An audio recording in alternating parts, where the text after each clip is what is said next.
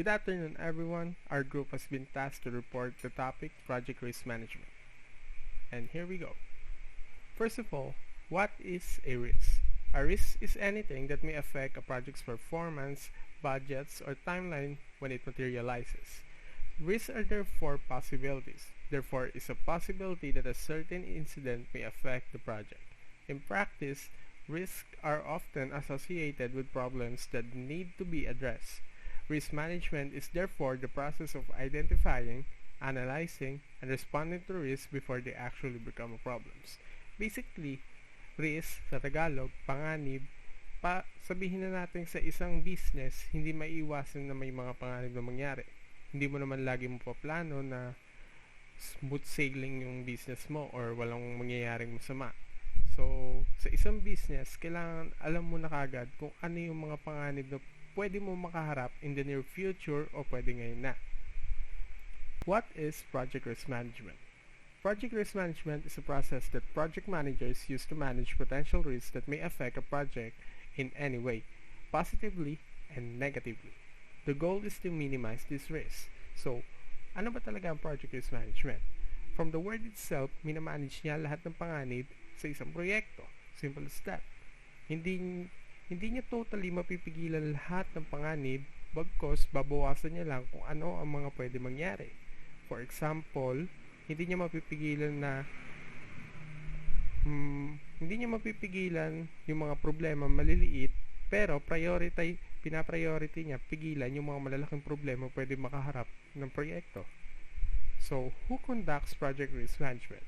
In many large-scale projects, a relatively large amount of attention is paid to comprehensive risk management and mitigation strategies for when problems arise. For smaller projects, a small prioritized list of high, medium, and low priority risks is sufficient. Ano sinasabi dito? So, sa mga malalaking proyekto, talagang titingnan nila ng pansin yung proyekto na yon at kung ano-ano mga pwede panganib na kanilang harapin. Every single problem, kailangan alam nila kung ano ang pwedeng mangyari doon.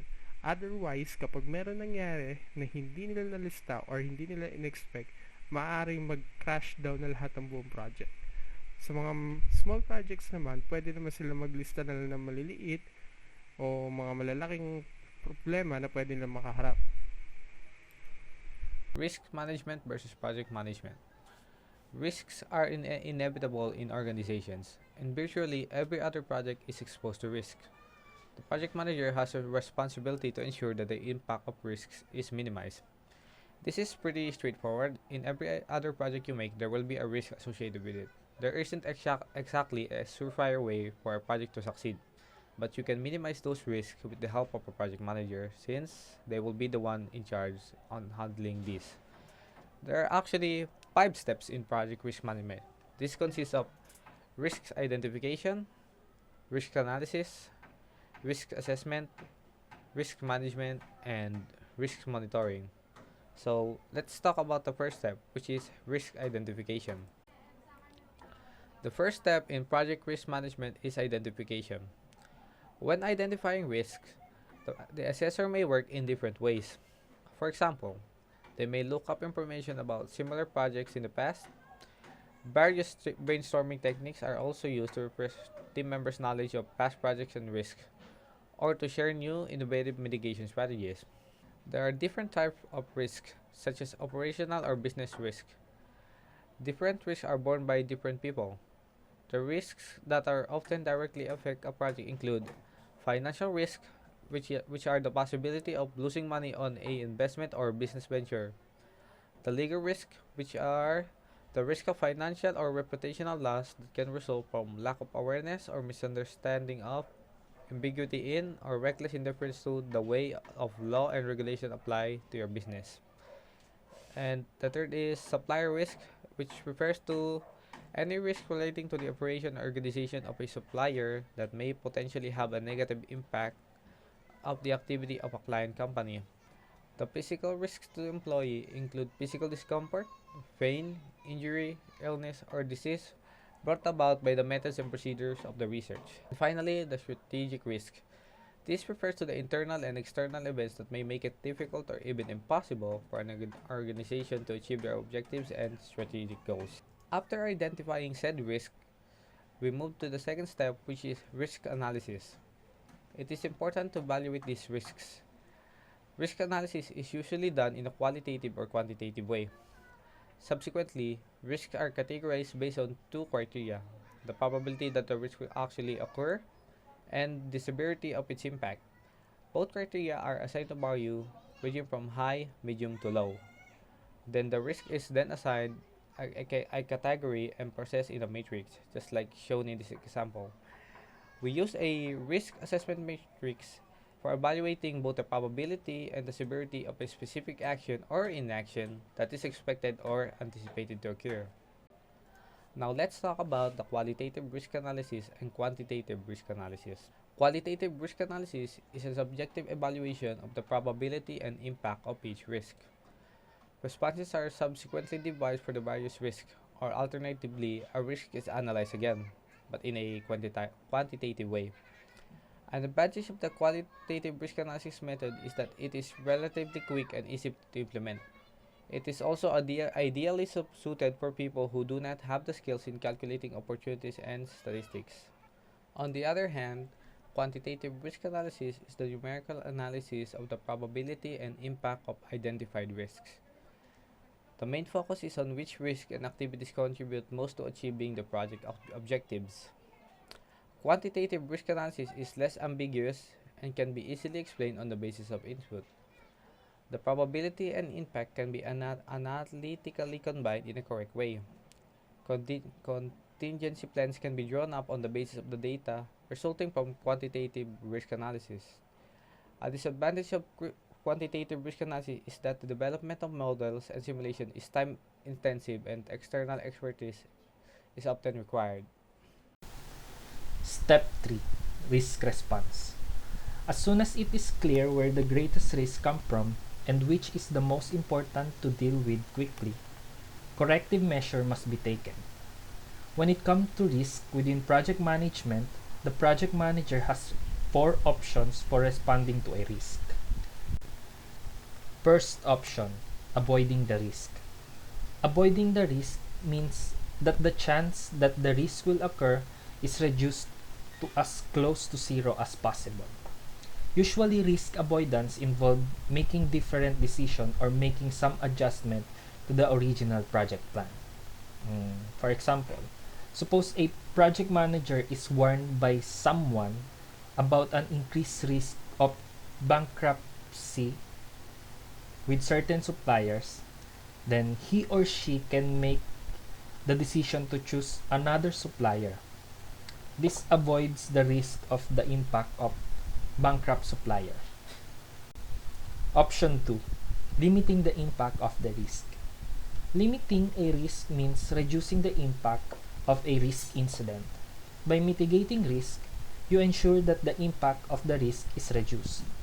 An example of this is a project risk in a test phase of, for example, a product. By testing more and better, risks are not prevented, but every effort has been made to limit the possible consequences of a negative event that may occur. Option 3. Transferring the risk. Transferring a risk involves moving responsibility for dealing with the consequences of a risk to someone else. A well-known example for this is taking out insurance. For example, a private individual can take out a luggage insurance so that he or she does not have to deal with any financial consequences. The impact of the risk of something happen to a luggage is then dealt with by the insurance company. The private individual receives compensation for the damage suffered in the event that the risk of luggage, theft, or damage become reality. Option 4. Accepting the risk. The final option for dealing the risk is to simply accept the impact an event can have once it becomes reality.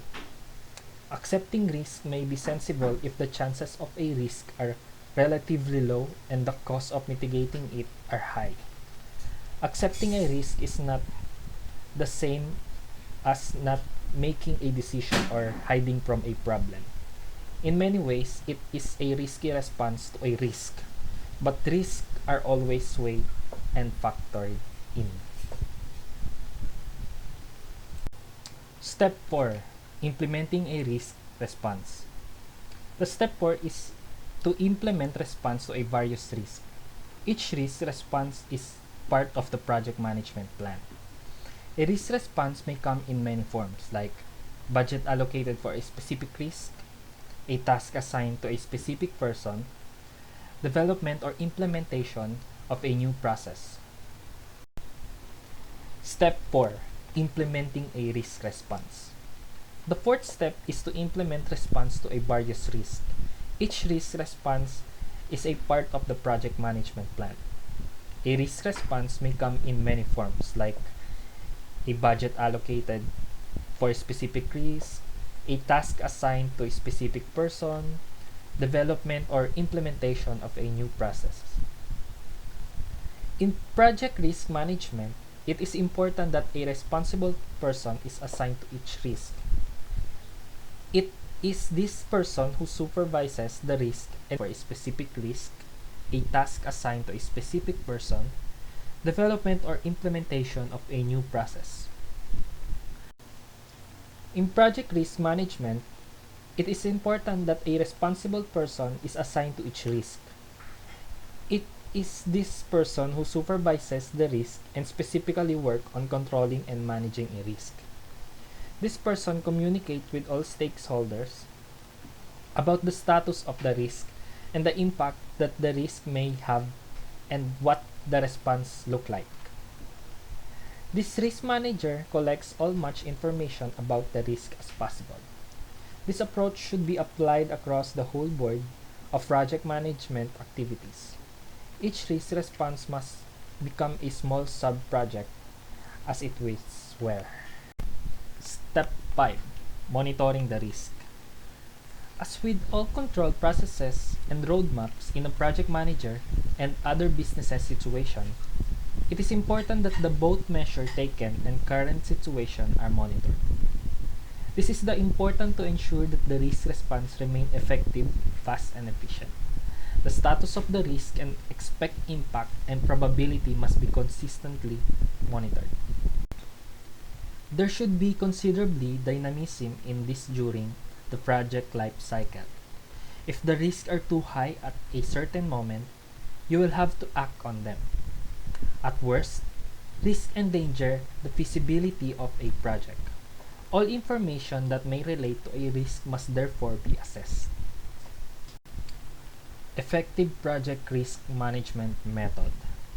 It is important to identify the main risks so that the team can effectively prepare response to them. In other words, it is crucial to identify the most impactful risk. Various tools can be used for this. Failure Mode and Effective Analysis or FMAE.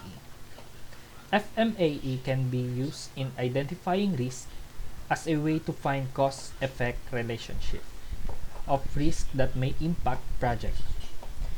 Failure Mode and Effective Analysis is also used to perform qualitative risk analysis. The advantage of FMAE is that it adds the dimension of risk detection. For instance, how likely is a potential risk to be detected? In this way, 3 parameters are kept for all risk: the probability that the risk will become reality, the impact of the risk if it occurs, and the probability of detection of the risk. The risk bow tie diagram is a tool that visualizes the risk in an easy-to-understand way. The diagram is in the form of a snare and show a clear division between proactive and reactive risk management. The strength of snare diagram is that it provides an overview of several plausible scenarios in one image. This provides a simple and visual way of presenting risk. Next is the decision analysis. Formally identifies and analyzes important aspects of a particular risk. The method follows a specific step-by-step plan to guide the project team through the risk decision-making process. The RACI matrix, responsible, accountable, consulted, informed, help to identify and define the different role in the decision-making process.